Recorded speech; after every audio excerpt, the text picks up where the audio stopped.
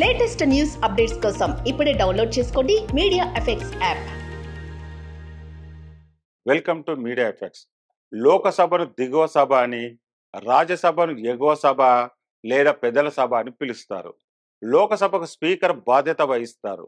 అదేవిధంగా రాజ్యసభకు మాత్రం చైర్మన్ ఉంటారు.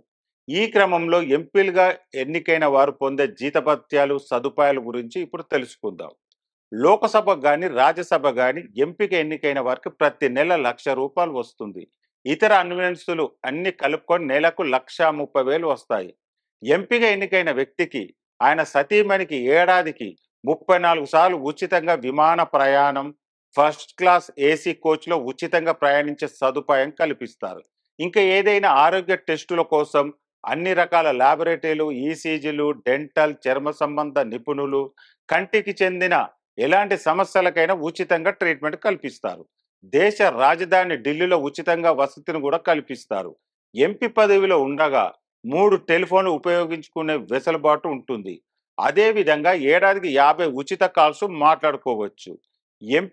ఎంపికైన వ్యక్తి రిటైర్డ్ అయ్యాక కూడా ఆయనకు నెలకు ₹50,000 పెన్షన్ ఇస్తుంటారు. ఎంపీగా ఆయన పదవి కాలంలో చేసిన సేవలకు గాను ఈ విధంగా ప్రత్యేకంగా సదుపాయాలు కల్పిస్తారు.